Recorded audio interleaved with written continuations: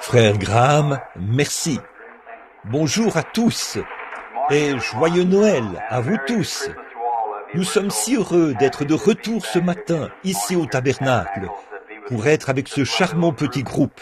Frère Graham et moi, nous étions en train de discuter de quelque chose dans la pièce, là. Il a dit, « Frère Bill, as-tu une chose à cœur ce matin ?» J'ai dit, « Juste Christ. Amen. » C'est tout. Nous avons toujours ça. Et donc, c'est une chose que nous avons tous en commun. Nous l'avons, lui. Je suis rentré tard hier de Dallas, où nous avons eu l'une des réunions les plus glorieuses. Et la chose pour laquelle nous avons prié est maintenant sur le point d'arriver. C'est déjà en cours en ce moment, c'est-à-dire un réveil à l'échelle nationale. Tous les ministres hier, ou ces derniers jours, qui ont eu des ministres, ou des réunions plutôt, de toute taille et de toute envergure, nous nous sommes réunis à Dallas pour cette convention. Et il y avait là environ 18 ministres qui ont un ministère qui compte entre 3 000 et 15 000, peut-être 20 000 personnes. Raymond T. Richer, par exemple, et Bosworth, et Oral Roberts, et Jackson, et tous ces hommes-là. Frère Jackson, l'autre soir, pendant sa réunion, 500 personnes ont reçu le Saint-Esprit en même temps. Alors, c'est tout simplement merveilleux. Et nous nous sommes tous réunis hier, l'autre jour, pour décider ensemble de l'œuvre à faire pour l'année, parce que nous croyons que Dieu est ici pour faire une œuvre et un mouvement de réveil que le monde n'a jamais vu auparavant. Je crois, mes amis, que nous entrons dans quelque chose de merveilleux. Et ces ministres qui organiseront probablement tous les soirs, l'été prochain, si le Seigneur nous le permet, tous les soirs, il y aura 15 ou 16 ou peut-être plus. Grands tents dressés qui peuvent accueillir jusqu'à 8 ou 10 000 personnes, partout aux États-Unis, en même temps. Oh, il nous faut un réveil maintenant. C'est déjà en cours. Des centaines et des centaines reçoivent le baptême du Saint-Esprit et entrent maintenant dans le royaume de Dieu. Ce n'est même pas quelque chose que nous nous attendons à voir arriver un peu plus tard, car c'est déjà en cours. Dieu le fait maintenant même. Oui, monsieur, oui, frère Graham, c'est ça que j'ai toujours, bien. Eh bien, vous savez, frère Graham et moi travaillons si bien ensemble. Il est si grand et moi si petit. Alors parfois, je dois lui demander de secouer l'arbre un peu pour en faire tomber. Merci, frère Graham. Je n'ai toujours pas compris ça. Le feu. Nous le voulons sur l'autel, n'est-ce pas? Amen. Eh bien, L'autre soir, là où nous étions assis, des milliers de personnes étaient là. Tout le monde tapait des mains et louait Dieu. Et nous avons passé des moments tellement glorieux. Nous avions le feu sur l'autel à ce moment-là. Et nous sommes très heureux d'annoncer le réveil de l'été prochain. Maintenant, je serai avec l'église ici, avec frère Graham et vous tous, pendant les 8 ou 10 prochains jours, je crois, pour autant que je sache. Et je veux participer à tous les services possibles. Alors nous partons de là pour aller au stade, à Houston, au Texas. Nous avons accès à un beau grand bâtiment là-bas, qui peut accueillir 17 000 personnes. Et nous nous attendons à passer de merveilleux moments. Nous avons essayé que nous ayons tous une ligne de prière là-bas, mais ce n'était pas possible. Un ministre, un endroit et un autre dans un autre endroit, dans la ligne de prière. Mais, ça ne marchait pas comme ça. Et c'est seulement frère Jaggers qui a pu aller de l'avant. Et disons, une autre chose que je veux annoncer. Frère Jaggers s'est levé et a pris position comme nous l'avons fait à Calgary. Les baptistes missionnaires, les baptistes du libre arbitre, et tous ceux-là, vous savez, les baptistes sont très nombreux au Texas. Ils ont pris position pour lui, mais les baptistes fondamentalistes se sont opposés au programme. Et ils ont écrit un article à son sujet dans le journal et tout. Eh bien, il lui avait soumis par écrit des questions sur la Bible. Alors frère Jaggers a répondu. Et ils ont eu après qu'ils ont vu eux-mêmes les preuves, mais à cause d'un tas de positions politiques, eh bien, ils n'ont pas voulu publier ça dans le journal. Alors, frère Jaggers, nous avons convoqué une réunion là-bas, et 75 ministres qui collaboraient de cette ville se sont présentés là. Nous en avions fait une reproduction par photocopie, et nous avons dit, est-ce là la liberté d'expression? Est-ce là la liberté de presse? Comme ça. Et nous l'avons distribué. Et le lendemain matin, le journal a perdu 10 000 abonnés. Et ils sont venus en pleurant, à genoux, et ont dit, nous le publierons dans le journal, sans frais. Vous n'avez pas à nous payer un sou. Oh frères, écoutez, vous, Église, à un moment donné, nous vivions près de la voie ferrée. Plus maintenant. Nous vivons maintenant sur l'avenue Alléluia. Oui, monsieur, nous sommes des millions. Avant, nous n'étions que quelques centaines, mais nous sommes maintenant des millions.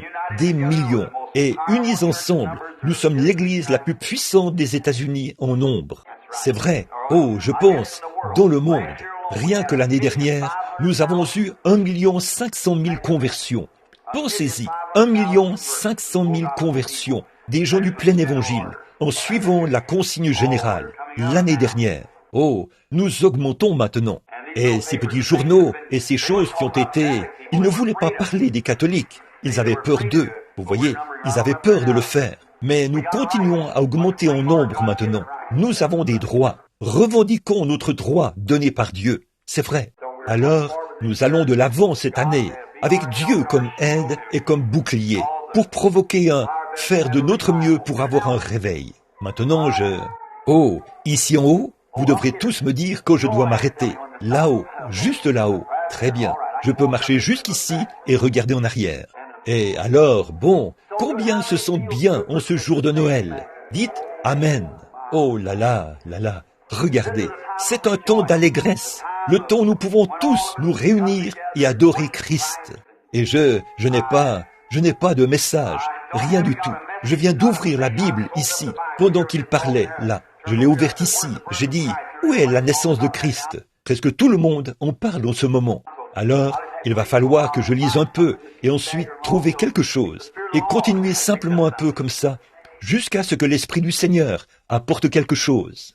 Maintenant, pour débuter, commençons par Luc, au chapitre 1 de Luc. C'est le commencement de la naissance de Christ. Et nous allons lire un peu ici, ou simplement donner un enseignement sur une partie de la parole, si nous le pouvons. Nous ne savons pas ce que le Seigneur fera pour nous, mais nous avons simplement confiance qu'il nous donnera une grande bénédiction. Dites donc, j'ai entendu votre émission, c'était bien. Continuez simplement à avancer. Continuez à avancer, prêchez la parole. Il y a un instant, je disais à Frère Graham, dans la pièce là, si jamais il y a eu un temps où les chrétiens ont besoin les uns des autres, c'est maintenant même. Maintenant même. Quoi que vous fassiez, mettez tout de côté, parce que je crois, par la grâce de Dieu, je vais simplement parler un peu de cela dans quelques minutes, pour montrer combien nous avons besoin les uns des autres en ce moment. Je crois que nous avons là, devant nous, m'écoutez-vous? Très bien. Nous avons maintenant là, devant nos yeux, la plus grande scène de toute l'histoire de l'humanité. Et ça se déroule ici, devant nous, dans le grand champ du monde, ici. Et c'est une scène que Dieu va exécuter, maintenant même. Et c'est saisissant de regarder partout dans le monde et de voir comment la chose travaille de concert. Oh, quelque chose est sur le point d'arriver, mon ami. Cette chose dont nous avons parlé et ce que nous avons dit, c'est ici, maintenant même. C'est déjà commencé. Partout, ça éclate. Il y a un grand tableau que j'aimerais vous brosser ce matin. Je vois un agneau dans le champ, en train de paître. Le petit animal devient nerveux et il se pose des questions. Là, dans les roseaux, juste derrière lui, je vois un lion qui s'approche doucement, très doucement. Voyez, il bouge sa queue, qui tapote le sol, et il se prépare à bondir. Voilà l'église là-bas, sur le champ de travail. Les ténèbres du communisme se répandent dans le monde entier. Elles nous enveloppent comme une grande ombre. Et c'est la loi du contraste. Comme avant le jour, il fait toujours plus sombre que jamais avant le jour, parce que le jour se lève et repousse les ténèbres. Et c'est la loi du contraste, voyez-vous, qui fait en sorte qu'il fait plus sombre que jamais avant que le jour se lève. Et nous sommes dans la même condition maintenant. Il fait plus sombre que jamais avant le jour. Les grandes ombres des ténèbres s'approchent puissamment pour accomplir ceci, l'homme du péché. Avez-vous remarqué, en cette période même de Noël, tous les pays communistes sont, au lieu de présenter Christ dans la crèche, ils ont envoyé des petits livres de Staline, avec la photo de Staline dessus. L'homme qui s'oppose et s'élève contre tout ce qu'on appelle Dieu, et ainsi de suite. Et une grande partie du monde se trouve entre ses griffes. Et voilà une autre chose. Tout cela, c'est pour accomplir l'écriture. Et je veux aussi vous faire remarquer autre chose. une autre chose qui s'est accomplie. Les gens qui sont formalistes et les églises formalistes, ils s'élèvent contre ce mouvement. La Bible dit, ils auront l'apparence de la piété, mais renieront ceux qui ont fait la force. Éloigne-toi de ces hommes-là, et ils prennent position. Le communisme prend position. Gloire à Dieu, le Saint-Esprit prend position. Oui, quand l'ennemi viendra comme un fleuve, alors j'élèverai un étendard contre lui. C'est vrai, et l'Église a pris position. Je parle de l'Église remplie du Saint-Esprit. Or, c'est tout ce qui m'intéresse, mes amis, quand je suis ici. Ailleurs, je prie pour les malades. Mais ici, il n'y a qu'une chose qui m'intéresse. C'est l'Église de Dieu, l'Église née de nouveau. C'est vrai, c'est à cela que je m'intéresse, quoi qu'il arrive.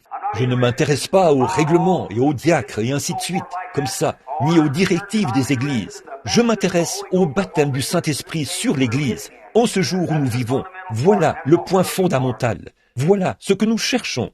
Juste un mot de prière maintenant. Père Céleste, descends ce matin au milieu de nous.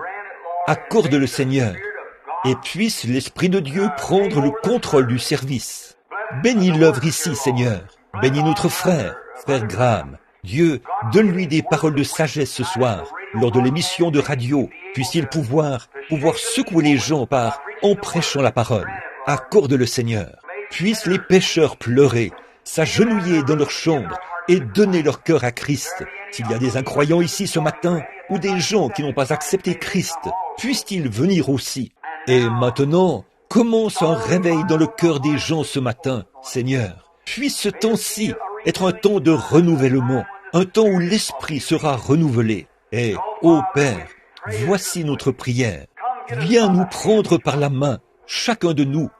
Conduis-nous ici, dans cette voie. Montre-nous ce grand tableau qui est brossé ici, qui révèle tes secrets au cœur des saints ce matin, pour que nous puissions voir ce qui est ici, juste devant nous. Et alors que nous marchons, Seigneur, revêtus de l'armure de Dieu, puissions-nous aller comme de vaillants soldats, affronter l'ennemi. Mais comment pourrions-nous l'affronter si nous ne connaissons pas ces techniques? Alors, aide-nous ce matin à comprendre et montre-nous son premier plan, là, pour que nous sachions où le rencontrer. Car nous demandons ceci au nom de Jésus. Amen. Lisons le chapitre 2. Lisons ceci. En ce temps-là, il parut un édit de César Auguste, ordonnant qu'on fasse un recensement de toute la terre. Ce premier recensement fut fait par le gouverneur de la Syrie. Tous allaient se faire inscrire, chacun dans sa ville. Joseph monta aussi de la Galilée vers la ville de Nazareth pour se rendre à Juda, dans la ville de David, appelée Bethléem, parce qu'il était de la maison et de la famille de David, afin de se faire inscrire avec Marie, sa fiancée, qui était enceinte. Pendant qu'ils étaient là, le temps de son accomplissement, où Marie devait accoucher, arriva. Et elle enfanta son fils premier-né. Elle l'emmaillota et le coucha dans la crèche, parce qu'il n'y avait pas de place pour lui dans l'hôtellerie. Maintenant, juste comme toile de fond jusqu'à ce que nous arrivions à la partie que j'aimerais utiliser ce matin, et que chacun de vous entre dans l'esprit du Seigneur. Nous sommes aujourd'hui, partout dans le monde, on célèbre la naissance de Jésus, ce qui est maintenant simplement une tradition. Jésus n'est pas né un 5 décembre, ni rien qui ressemble, ou le 25 décembre. Nous savons que c'est impossible. Les collines de Judée étaient couvertes de neige à ce moment-là. Alors, comment serait-ce possible? On s'entend pour dire que Jésus, par l'astrologie et ainsi de suite, et tout cela, qu'il est né aux alentours du 1er avril, donc au printemps. Mais ceci est un jour, et c'est très bien, simplement réservé pour l'adoration, en commémoration de sa venue dans le monde. L'un des plus grands dons que Dieu ait jamais donné au monde, c'est Jésus-Christ. Ça, nous le savons. Et maintenant, ce matin, je veux parler de sa divinité, de qui il est. Tant de gens le considèrent comme un petit bébé, couché là dans le berceau, et ainsi de suite. Mais ce n'était qu'un des tableaux, ce n'était qu'une des toiles de fond qui sont présentées dans la scène, afin de démontrer ce qu'il est réellement, sa divinité. Et il a dit, dans les passages des Écritures qui parlent de sa venue, qu'on parlerait de lui dès l'époque de Jean. Déjà dans la Genèse, il était prophétisé que la postérité de la femme écraserait la tête du serpent, promettant cet enfant, Jésus-Christ. Et il a été depuis tous les prophètes, presque tous les prophètes qui ont écrit dans la Bible, ont parlé de son premier et de son second avènement, quand il viendrait dans le monde. Jésus vient 3 fois. Il est venu la première fois pour racheter son Église. Il vient la deuxième fois pour recevoir son Église. Il vient la 3e fois avec son Église. Tout ce qui se trouve dans la Bible voyage par Trinité, par 3, mais tout cela dans un seul Christ. Souvenez-vous, la première fois pour racheter son Église, la deuxième fois pour recevoir son Église, la 3e fois avec son Église, en tant que roi et reine. Bon, de sa première venue, nous en parlerons juste un peu, alors, de sa présence ici, et ensuite de sa seconde venue, nous en parlerons, puis de la 3e fois, si le Seigneur le veut. Or, à cette époque-là, il y avait une grande persécution contre l'Église. César Auguste avait élaboré un grand plan, celui d'imposer tout le peuple. Et cela n'a été fait que dans un seul but, pour que la grande prophétie de Dieu s'accomplisse. La seule chose que vous avez à faire, quand vous voyez quelque chose dans la Bible qui vous semble un peu mystique et un peu superstitieux, donnez à Dieu un peu de temps. Dieu n'est pas pressé, c'est nous qui sommes pressés.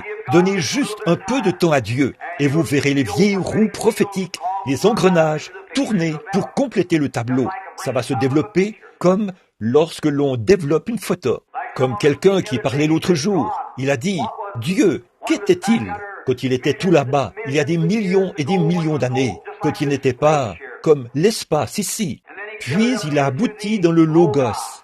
Et ensuite, il est descendu du Logos, il est descendu en Christ. Vous voyez, c'est simplement Dieu qui descend comme ceci sur la terre, puis qui retourne directement en Dieu. Ne voyez-vous pas ce que je veux dire? En train de tourner, de descendre de l'espace, de l'éternité. Tout s'engraine, descend dans le Logos, du Logos là dans l'homme, pour ensuite revenir de nouveau, dans un seul but, racheter cet homme qui était tombé. Or, c'est pour ça qu'il est venu, pour être un rédempteur. Et avant que Dieu puisse être un rédempteur, il devait être, selon la loi, un parent rédempteur. Il devait nous être parents. Et Dieu, au commencement, a créé son premier homme. Il l'a fait esprit. Et l'esprit est la partie invisible de l'homme, qu'on ne voit pas. Or Dieu a fait l'homme à son image. M'écoutez-vous? Très bien. Dieu a fait l'homme à son image. Et Dieu est esprit, dit la Bible. Et le premier homme qui était fait gouvernait toute la création, tout comme le Saint-Esprit gouverne l'Église aujourd'hui. Il dirigeait la création. Il dirigeait les animaux. Mais il n'y avait pas d'homme pour cultiver le sol. Alors Dieu a formé l'homme de la poussière de la terre. Et cet homme, il se peut qu'il lui ait donné des mains comme celles d'un singe. Il se peut qu'il lui ait donné des pieds comme ceux d'un ours. Quoi qu'il ait fait, il a simplement tout mis ensemble et a créé un homme. Mais quant à cet homme, Dieu a placé cet esprit immortel qui ne meurt jamais dans cet homme. Et il est devenu plus qu'une bête. Il est devenu un homme. Et cet homme-là, c'est ce qui suscite, à mon avis, beaucoup de discussions de la part des athées et de différentes personnes.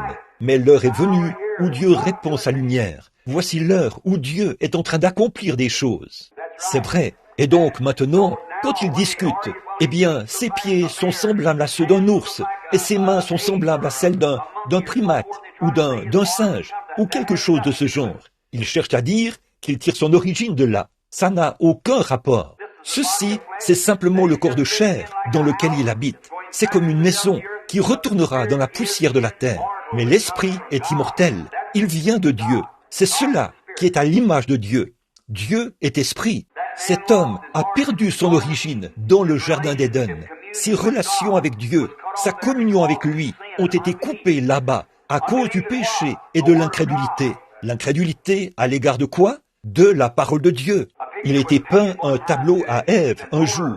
Il lui était dit que tout serait beaucoup plus glorieux si elle laissait simplement tomber la parole de Dieu pour se tourner vers le raisonnement. On ne peut pas faire ça. Dieu, Il y a une différence entre le raisonnement et la parole de Dieu. La parole de Dieu est vraie. Le raisonnement est faux. On ne peut pas résoudre quoi que ce soit par le raisonnement. C'est vrai.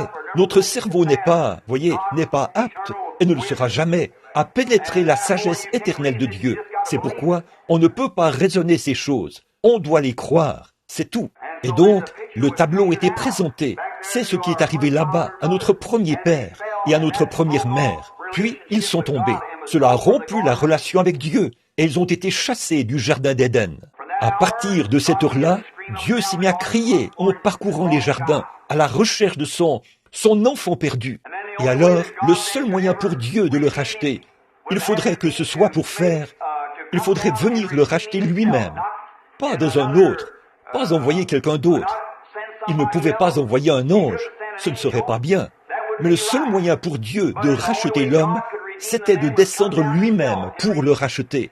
Si quelqu'un ici péchait, et que j'étais le juge de ce groupe de gens, et que j'avais la juridiction sur vous tous, et si quelqu'un avait péché, et que je disais, maintenant Frère Graham, je veux que tu payes le prix, ce ne serait pas juste. Si je disais à mon propre fils de payer le prix, ce ne serait quand même pas juste. La seule façon pour moi d'être juste, c'est de prendre moi-même sa place. Et quoi? C'est moi qui ai passé le jugement. Et alors, si je veux racheter cet homme, je dois prendre sa place moi-même.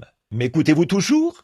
Maintenant, regardez, je veux que vous remarquiez quelque chose. Alors, quand le seul moyen pour Dieu lui-même de racheter cet homme, c'était de descendre prendre sa place. Et c'était une loi de rédemption donnée par Moïse, qui prescrivait que cela devait être fait par un parent rédempteur, un homme qui, d'abord, était digne, un homme qui valait le prix.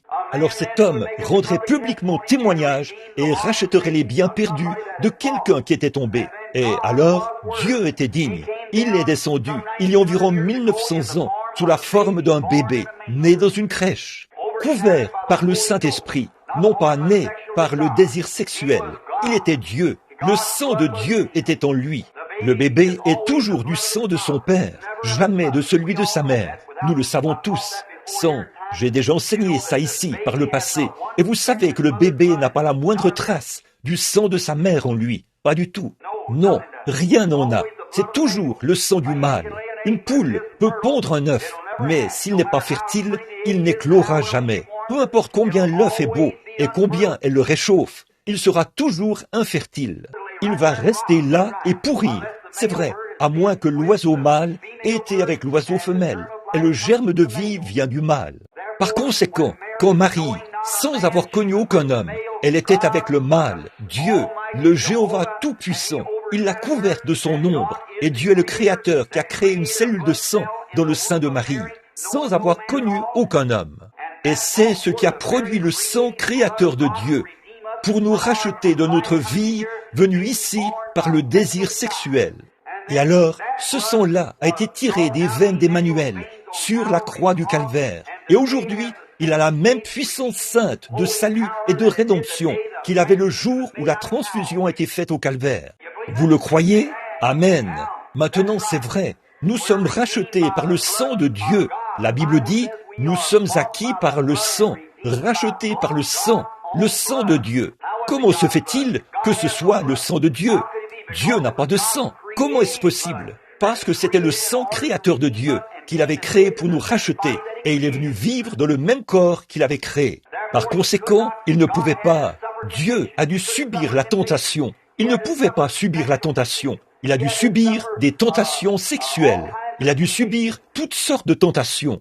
Être tenté par le diable, par les richesses, les puissances et les dominations, et ainsi de suite. Il a dû subir tout cela. Pour ce faire, il ne pouvait pas être comme Dieu en esprit. Il fallait qu'il soit Dieu en chair.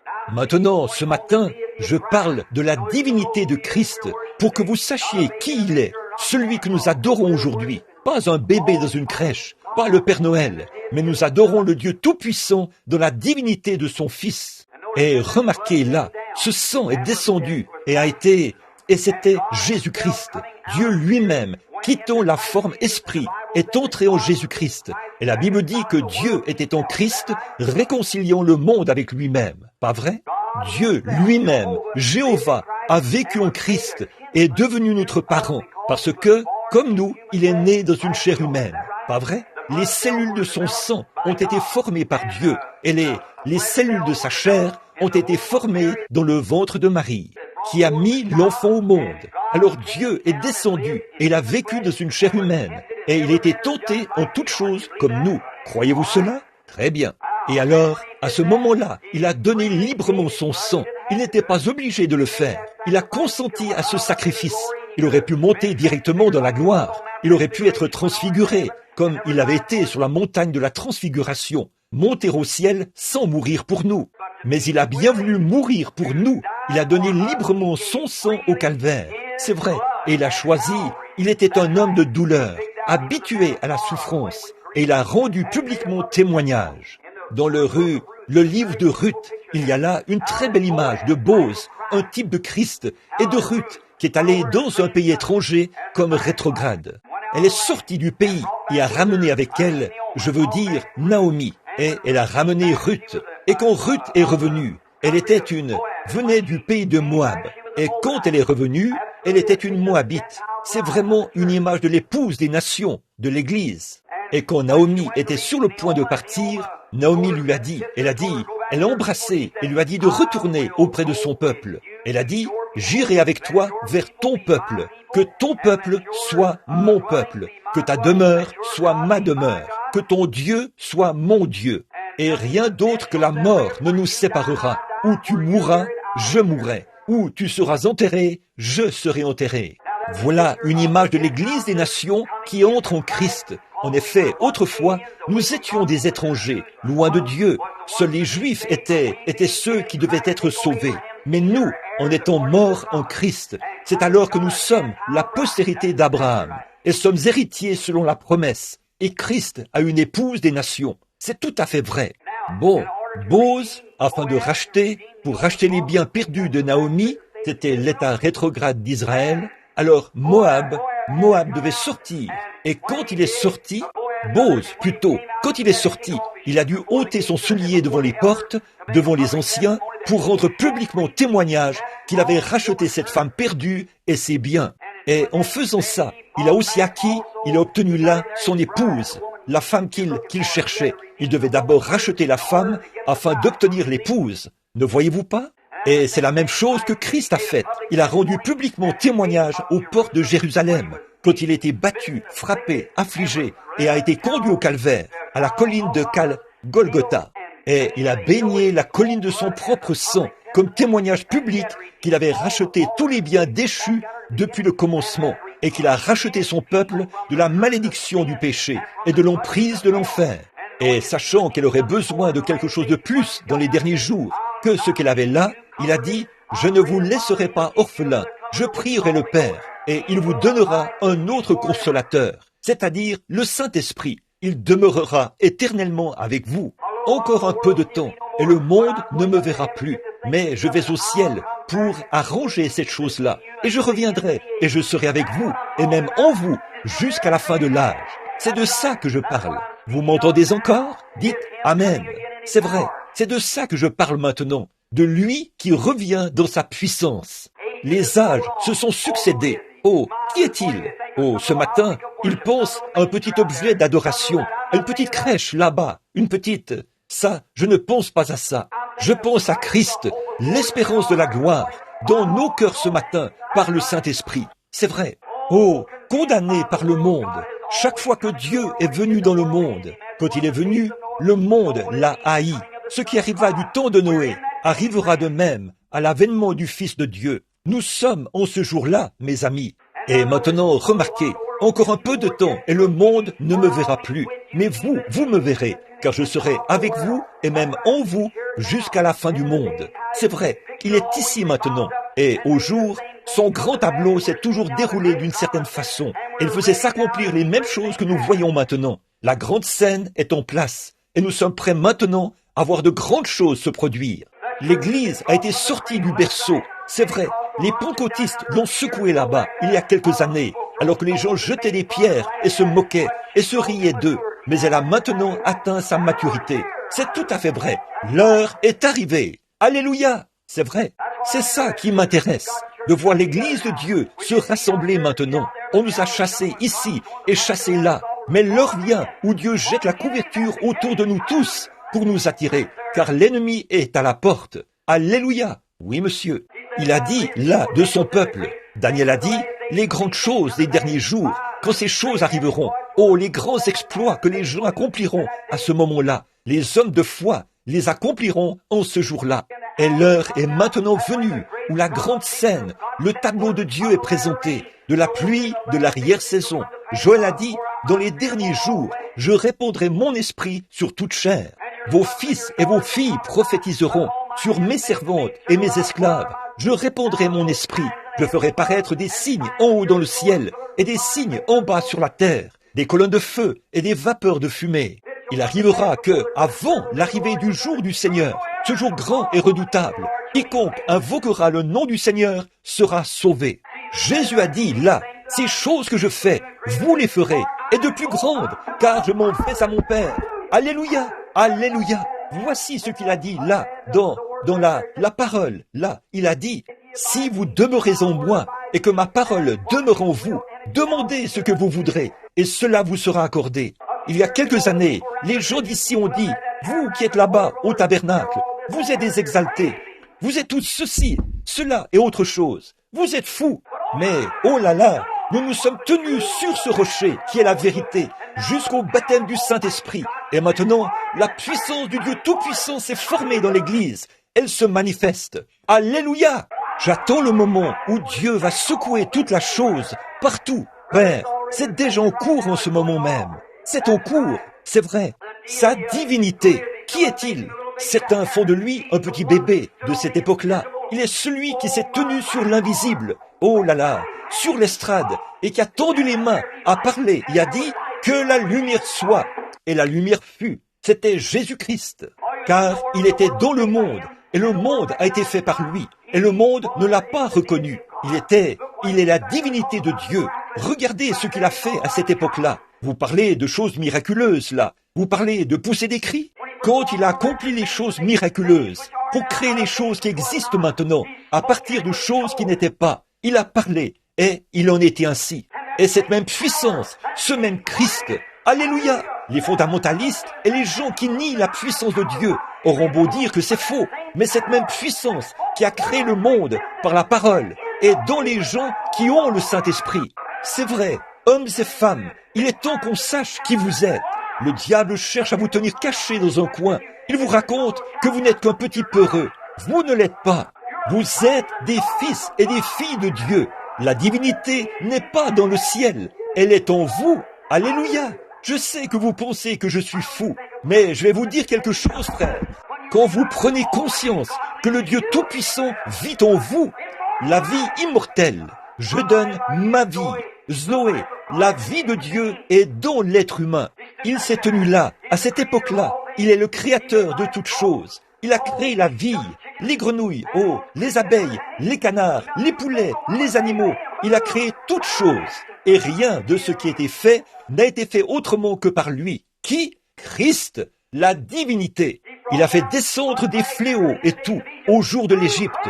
Qui? Christ. Il a fermé la gueule des lions. Il a éteint la violence du feu. Ils ont échappé au tranchant de l'épée. Ils ont ressuscité les morts du tombeau.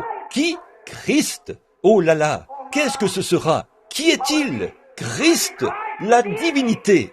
Et frères, sœurs, cette divinité est en vous. Encore un peu de temps et le monde ne me verra plus. Mais vous me verrez, car je serai avec vous et même en vous jusqu'à la fin de l'âge.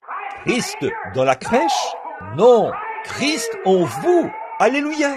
Nous n'adorons pas Christ dans la crèche, mais Christ en vous, le Saint-Esprit, l'espérance de la vie. Alléluia. Le Créateur, Dieu lui-même qui habite dans l'être humain. Ce que nous serons n'a pas encore été manifesté, mais nous le verront tel qu'il est, car nous serons semblables à lui, l'Esprit dans l'être humain. Il n'y a pas de place pour lui. Les gens ici qui disent qu'ils sont de Christ, que leur Église est de Christ, ils vont à... Et qu'est-ce qui s'est passé hier soir? Ils ont ouvert leur cadeau de Noël. Voyons ce qu'il en est de papa. Il y avait sous le sapin de Noël de beaucoup d'hommes, hier soir, il y avait une grande caisse de bière quelque part. Pas de place pour Jésus, toute la place pour la bière. Maman a ouvert son cadeau, un jeu de cartes. Pas de place pour Christ, les cartes. C'est vrai, au lieu d'une petite Bible ou quelque chose comme ça pour les enfants, c'est un petit livre de G-Men ou un petit quelque chose comme ça. Pas de place pour Jésus. Au lieu d'aller à l'église, ils vont à un spectacle, à des danses et tout, et ils se disent chrétiens. Frères, quand la divinité de Dieu, par le Saint-Esprit, entre dans le cœur humain, elle fait sortir tout ce que Christ n'a pas créé. Vous savez que c'est la vérité. Dieu, Christ, l'espérance de la gloire, en vous, pas dans le berceau, en vous. À un moment donné, Dieu était là, au commencement. Ensuite, il est venu en Moïse. Il est venu dans les enfants d'Israël. Il est venu dans le berceau. Mais maintenant, il l'adore comme s'il était quelque chose de la préhistoire, d'il y a très longtemps, alors que Christ est en vous. Le voici aujourd'hui. Le Fils de Dieu avance. Sa grande église avance. Aujourd'hui, l'église a des soupers où on sert de la soupe, des soupers où on sert de la tarte. On veut voir qui peut s'habiller le mieux, qui entre dans l'église en grande pompe et avec gloire, qui a la meilleure église, les meilleurs sièges, qui peut jouer ceci, qui peut faire cela.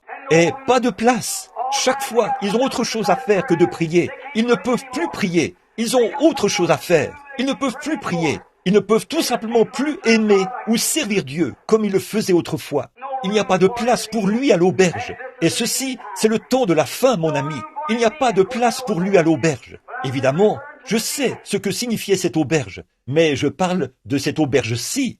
Mais la Bible dit, en ce jour-là, quand l'amandier fleurira, les désirs de l'homme cesseront, parce qu'il s'en va dans sa demeure éternelle, et les pleureurs parcourent les rues. Avant que la corde d'argent se brise, que le seau se rompe sur la source. Oh, miséricorde, mon ami.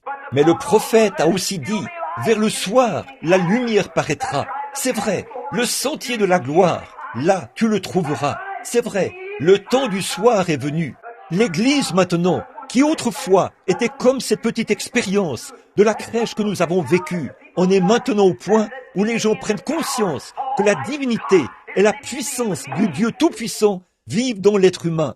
Oh, frères, sœurs, laissez-moi vous parler au nom de Jésus ce matin. M'entendez-vous encore? Oh là là, laissez-moi vous dire quelque chose. Le temps viendra où les femmes et les hommes seront à peu près pareils. Ils s'habillent de façon tellement semblable qu'on ne peut pas les distinguer l'un de l'autre. C'est vrai, toutes ces choses dans la Bible dont il est dit qu'elles arriveraient sont ici. C'est vrai, vous savez que c'est la vérité. Est-ce la vérité? Est-ce la vérité? Et ça l'est, c'est la vérité. Ils agissent de la même manière, ils ont une apparence semblable, jurent de la même manière, parlent de la même manière. La Bible a dit qu'il en serait ainsi. Il a dit, dans les derniers jours, il y aurait des temps difficiles. Les hommes seraient égoïstes, s'aimant plus qu'ils aiment Dieu, déloyaux, calomniateurs. En sommes-nous là? C'est vrai. Oh, gloire à Dieu! Je sens quelque chose qui remue dans mon âme. Oh, quand je regarde là, ce qui arriva du temps de Noé arrivera de même à l'avènement du Fils de l'homme. Noé avait des fidèles à cette époque-là. Dieu a des fidèles aujourd'hui. L'heure vient, le cadre dans lequel se déroule cette grande scène. Hommes et femmes, si le Saint-Esprit habite en vous, le Christ qui est né il y a 1900 ans est arrivé à l'état d'homme fait. Il n'est jamais resté dans le berceau. Et aujourd'hui, en cette commémoration de son anniversaire, que font-ils? Ils prennent un arbre, ils l'abattent, ils en font un sapin de Noël pour les enfants. Mais ils pensent, c'est très bien, je ne m'y oppose pas. Mais le problème, c'est qu'ils mettent plus d'emphase sur l'arbre de Noël que sur Christ.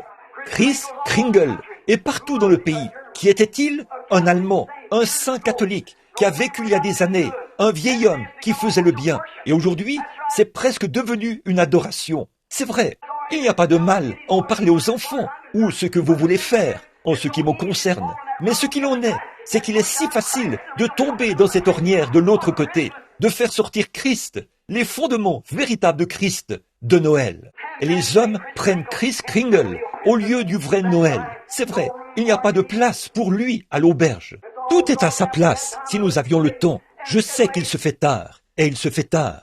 Mais regardez mes amis, l'heure est venue, et c'est maintenant même, où la grande scène de Dieu se déroule ici devant nous. Le Fils de Dieu qui était dans le berceau est maintenant dans le cœur. Il est la divinité de Dieu. Il est Dieu, le Créateur. Il a dit toutes choses. Il était dans le monde et le monde a été fait par lui. Et le monde ne l'a pas connu. Et aujourd'hui, c'est ça le problème de l'Église. L'espérance de la gloire, le baptême du Saint-Esprit est entré dans le cœur des gens et ils ne reconnaissent pas ce que c'est. Ils pensent que c'est une petite adhésion à l'Église ou quelque chose comme ça. Mais c'est Dieu, le Créateur, qui vit en vous et qui vous donne tous les pouvoirs. Et vous êtes en possession de tout ce qu'il avait. Ainsi, vous avez en vous ce qu'il faut pour vous abstenir du mal, pour faire le bien, pour fuir le mal et vous tourner vers la justice, pour vous détourner des tentations. Toute méchanceté, haine, querelle, jalousie et ainsi de suite, détournez-vous-en, car cela l'ôterait de votre cœur. Si vous voulez le recevoir, l'embrasser et l'aimer, et le garder dans votre cœur et l'aimer. Je peux vous dire que l'Église, réunie dans ce genre de puissance, a la puissance de lier les cieux, de guérir les malades, d'ouvrir les yeux des aveugles. Alléluia! Les sourds parlent, les muets parlent, et les sourds entendent. Les infirmes marchent, les aveugles voient. Pourquoi? C'est de reconnaître la puissance du Dieu Tout-Puissant dans votre cœur. Le voilà, la divinité. L'aimez-vous? Ce n'est pas étonnant que le poète ait dit « Grâce infinie de notre Dieu, qui un jour m'a sauvé. J'étais perdu, mais maintenant il m'a retrouvé. J'étais aveugle, mais maintenant je vois. » Chers frères, chères sœurs, si vous n'avez pas reçu le baptême du Saint-Esprit ce matin, courez dans le royaume de Dieu aussi vite que possible. L'heure du scellement est arrivée. L'ennemi est entré comme un fleuve. Il élève un étendard contre cela. La scène est en place. L'Église rentre à la maison. C'est sûr et certain. Vous ne pouvez pas attendre indéfiniment, mon ami. Vous n'avez pas le loisir d'attendre. Vous feriez mieux de venir maintenant. Vous feriez mieux de le faire aujourd'hui. C'est vrai, pendant qu'aujourd'hui est toujours aujourd'hui. Faites-le maintenant. Souvenez-vous, mes amis, cela peut sembler étrange. Le monde n'a jamais... La religion de Christ n'a jamais été populaire. Les voies de Dieu n'ont jamais été populaires. Parce que le diable est le prince de la puissance de l'air. Il a tous les gouvernements. Chaque gouvernement est contrôlé par le diable, selon la Bible. Le diable a dit que c'était ainsi. C'est vrai, il contrôle tous les gouvernements. Et la Bible dit, et vous, tous les saints anges, et vous, les saints sur la terre, réjouissez-vous, car le royaume du monde est remis à notre Dieu et à son Christ, et il régnera. Satan a emmené Jésus au sommet de la montagne et lui a montré tous les royaumes du monde. Il a dit, tous ces royaumes m'appartiennent, et je te les donnerai. Jésus a dit, retire-toi, Satan. C'est vrai, il ne se souciait pas. Il a dit, si mon royaume, de ce monde, je pourrais appeler des légions d'anges, mais mon royaume n'est pas de ce monde, mais mon royaume est dans le ciel. Et il a dit, le royaume de Dieu sera au-dedans de vous. Ainsi donc, les légions et les puissances et le soutien des saints anges, alléluia, sont en vous ce matin, par la divinité de Christ, par le baptême du Saint-Esprit. Oui, monsieur, qui êtes-vous ce matin? Qui est Jésus-Christ?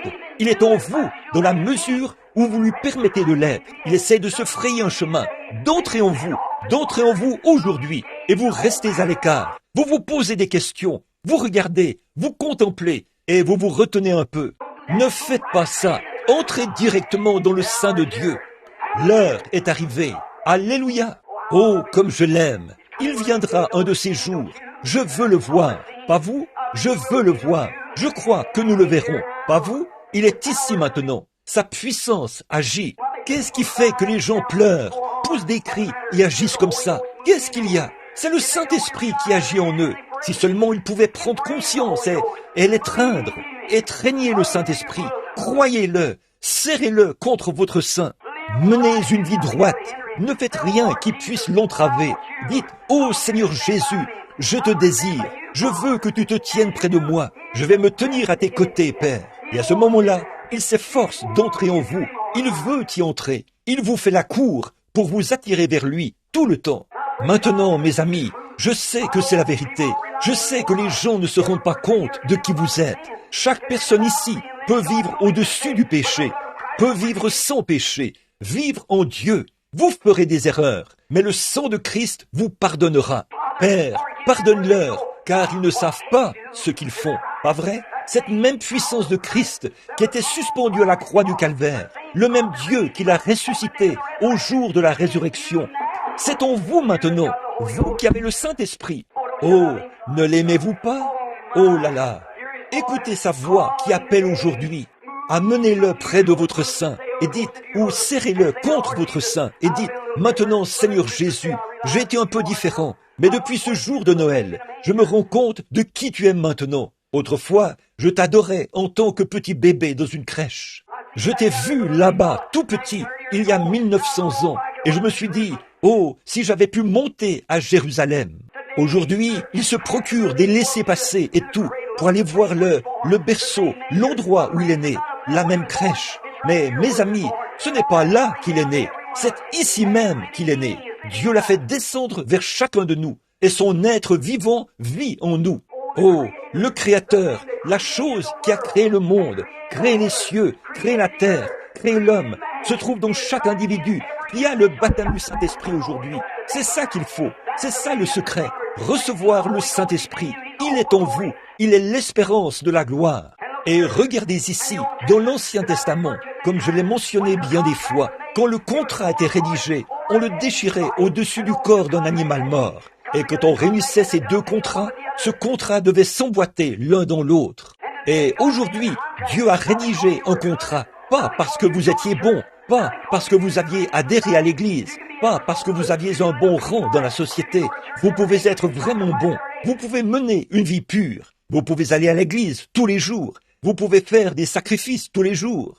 Vous pouvez donner une partie de votre argent. Vous pouvez abandonner tous les péchés du monde et tout, et mener une vie aussi loyale et fidèle que possible. Mais vous manquerez le ciel aussi vrai que l'Est est éloigné de l'Ouest. C'est vrai, ce n'est pas par la bonté que nous sommes sauvés, mais c'est par sa miséricorde que nous sommes rachetés, que Dieu voulait faire des fils et des filles. La bonté ne produit jamais cela. C'est l'Esprit de Dieu qui produit cela. S'il n'en était pas ainsi, il n'aurait pas eu besoin d'envoyer le Saint-Esprit. Comment le Saint-Esprit pourrait-il être complet sans... Comment le contrat pourrait-il être complet? Jésus a dit, je m'en irai, mais je reviendrai, et je serai avec vous, et même en vous. Priez le Père, et il vous donnera le Saint-Esprit. Il demeurera avec vous à jamais. Et les gens mettent leur nom sur les registres de l'église. Ils essayent de tourner la page le jour de Noël. Ils essayent de descendre là-bas à l'église et de rendre quelques hommages à la crèche de cette époque-là. Alors que le Saint-Esprit s'efforce d'entrer partout, essayant de trouver. Et le monde les a tellement aveuglés qu'ils s'avancent là et disent « Eh bien ça, c'est une bande d'exaltés, tout comme il en était du temps de Noé. Il en est de même maintenant. La venue du Fils de Dieu approche, c'est vrai.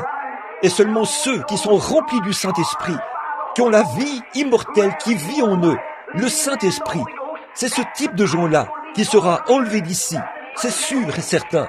Il y avait quelque chose d'autre à propos de cette vieille petite arche au temps de Noé qui flottait au-dessus de l'eau. C'était un pouvoir attractif d'en haut. Il y avait une lumière au sommet et c'était la gloire de Dieu qui brillait du haut du ciel dans cette chambre haute. Et je vous le dis aujourd'hui, mes amis, écoutez ma parole. Il y a un pouvoir attractif qui ne vient pas de l'Église, qui ne vient pas du pasteur, mais qui vient de la gloire. Le baptême du Saint-Esprit qui descend dans le bon canal pour faire monter une église. Qu'est-ce que c'est? La puissance de Dieu, l'accès à sa vie, Zoé. Ces choses que je fais, vous les ferez aussi. Vous en ferez de plus grandes.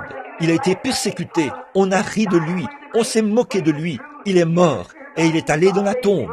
Mais il était fidèle, il avait l'Esprit de Dieu en lui et Dieu l'a ressuscité. Si nous suivons le même chemin, nous réussirons aussi. Oh, alléluia, je l'aime. M'entendez-vous toujours? L'aimez-vous? L'aimez-vous de tout votre cœur? N'est-il pas merveilleux? Oh là là! L'œil a vu, l'oreille a entendu ce qui est enregistré dans la parole de Dieu. N'est-il pas merveilleux? Merveilleux! Courbons la tête. Père céleste, ô Jésus, j'attends avec impatience une grande heure. Je la vois venir. Je vois qu'il n'y a aucun espoir nulle part ailleurs. Je vois que l'âge avance. Je vois les grandes lumières rouges du communisme se balancer au-dessus de la terre. Je vois les églises formalistes élever un étendard contre ton église. Elles essayent de les condamner en disant « La guérison divine est fausse. Ce n'est que du fanatisme. Il y a un projet de loi dans notre propre Maison Blanche pour mettre fin à cela. Oh, mais, oh Dieu, l'autre jour, j'étais assis là et je voyais ces gens saints, tous illuminés par la puissance de Dieu. Je contemplais leur visage et je voyais la gloire de Dieu. Ils peuvent être comme les enfants hébreux à la fournaise ardente. Nous ne nous prosternerons jamais. Non, notre Dieu peut nous délivrer. Tu viendras bientôt, Seigneur Jésus. Et je vois que l'heure est en train de s'installer où les gens ont l'apparence de la piété, mais renient ceux qui ont fait la force. Éloigne-toi de ces hommes-là, as-tu dit, l'Esprit qui parle des derniers jours. Et nous voici en ce jour-là, aujourd'hui. Voici notre petite église assise ici, Seigneur, des hommes et des femmes qui, je crois, t'aiment. Et je prie au Dieu que cet esprit qui a rempli beaucoup de leur cœur dans le passé, qu'il vienne maintenant plus profondément, encore plus.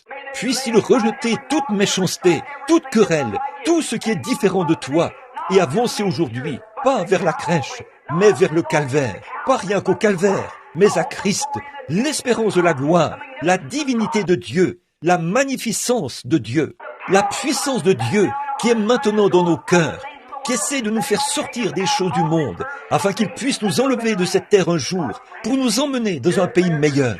Dieu, accorde-le aujourd'hui. Écoute la prière de ton serviteur et parle aux gens. S'il y a des perdus ici, des gens qui n'ont pas le Saint-Esprit, puissent-ils recevoir de toi ce matin? Accorde-le, Dieu bien-aimé, car nous le demandons au nom de ton cher Fils bien-aimé, Jésus, qui, il y a 1900 ans, est né dans une crèche, qui a souffert 33 ans plus tard au calvaire pour nos péchés, qui est monté en haut quelques jours plus tard, 40 jours plus tard.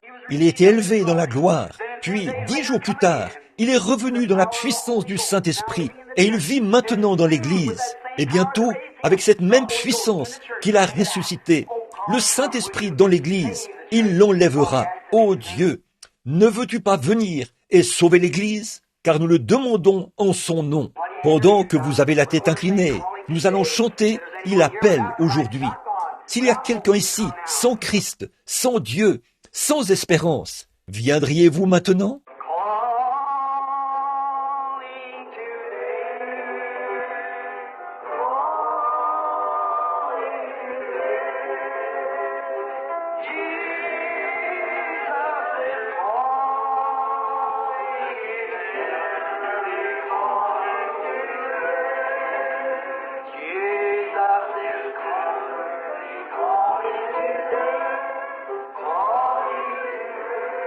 Êtes-vous sans Dieu, sans espérance, sans Christ?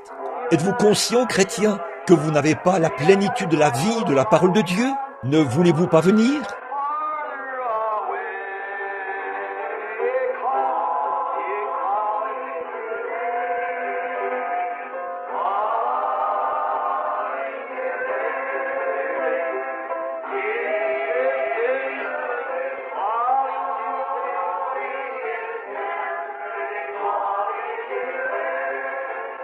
Écoutez, notre Père est ici et il veut vous sauver. Si vous n'êtes pas sauvé, je ne vous connais pas. Mais écoutez mes amis, je veux faire quelque chose ce matin pour vous pendant que vous êtes ici. Je veux que vous ayez les yeux fermés. Je veux tirer un rideau ici et vous laisser regarder quelque part.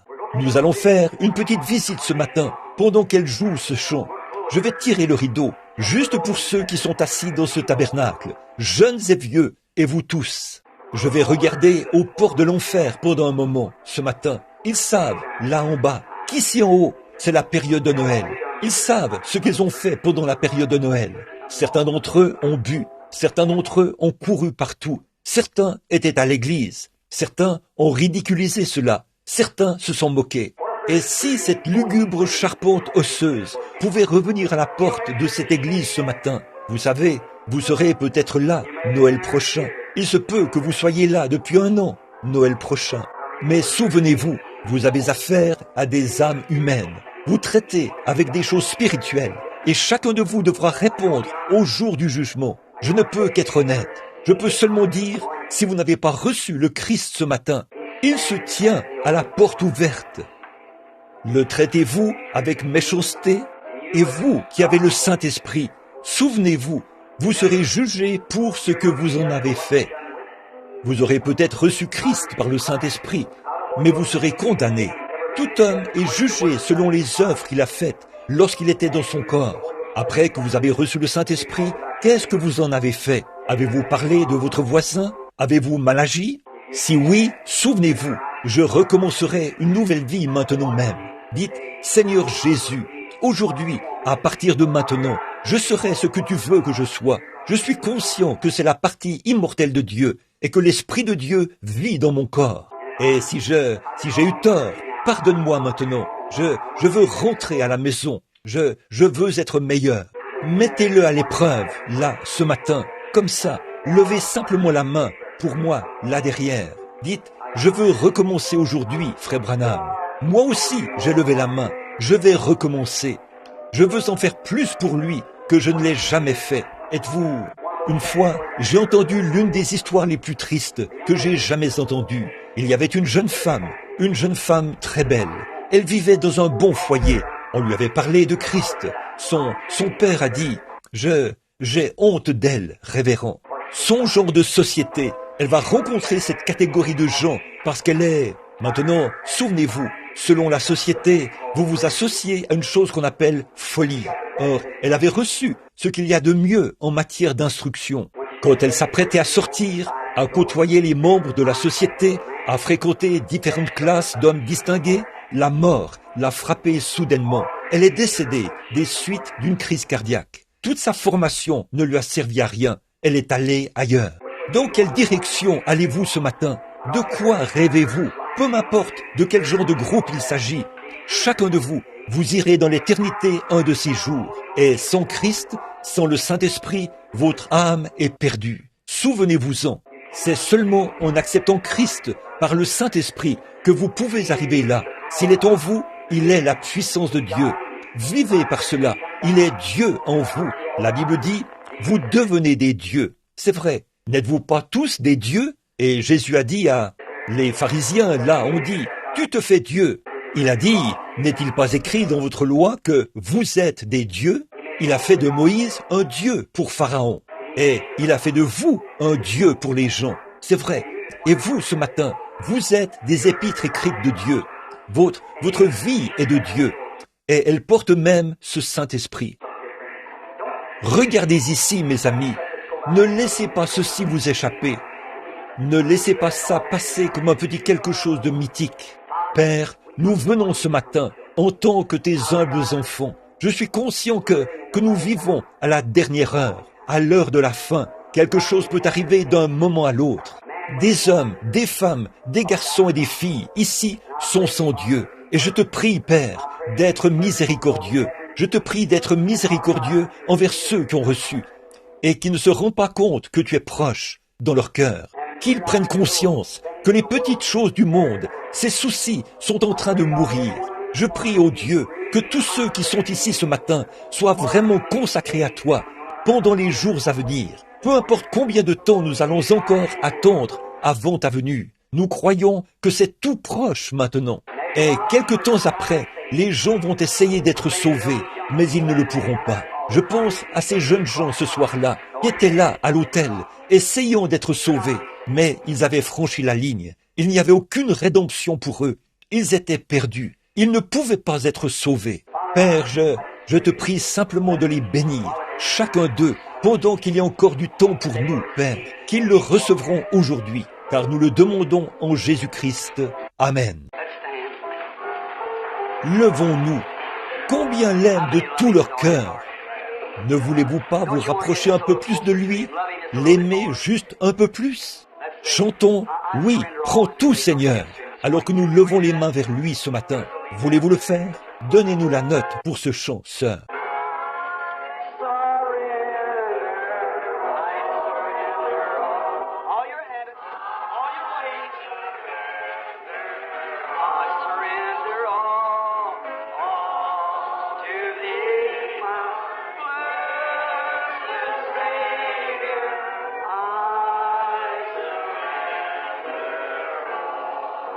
Êtes-vous vraiment sincère?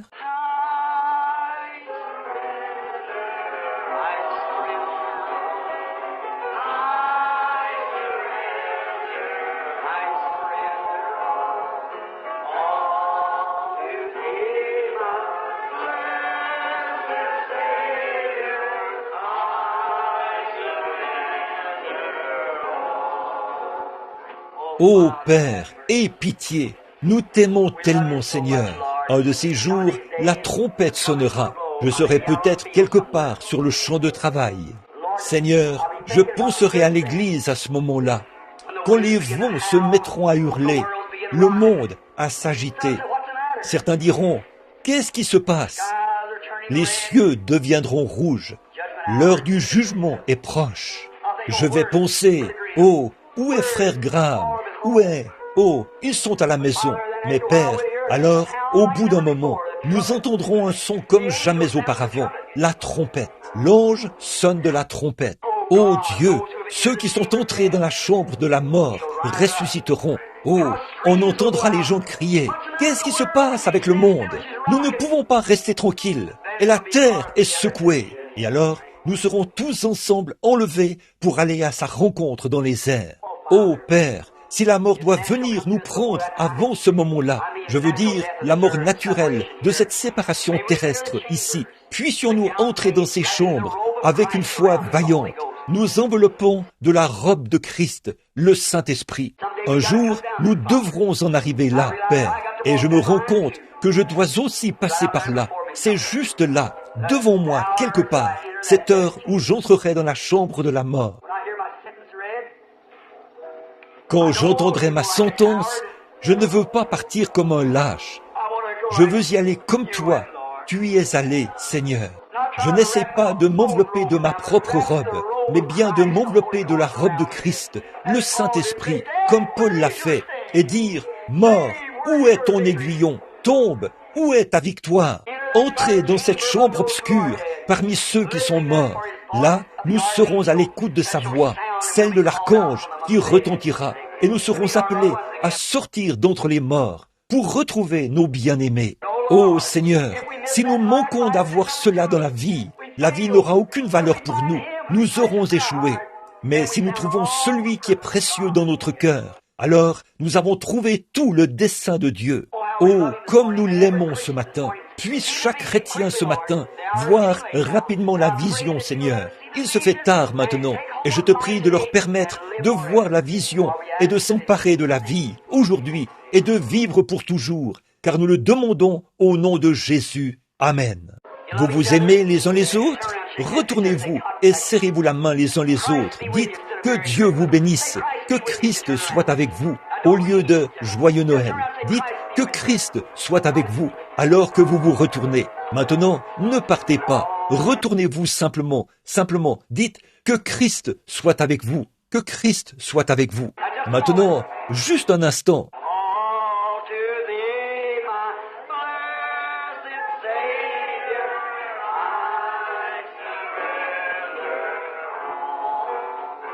Eh bien, je pensais qu'il était midi passé. Il est 11 heures passées. Et je pensais qu'il était midi 20.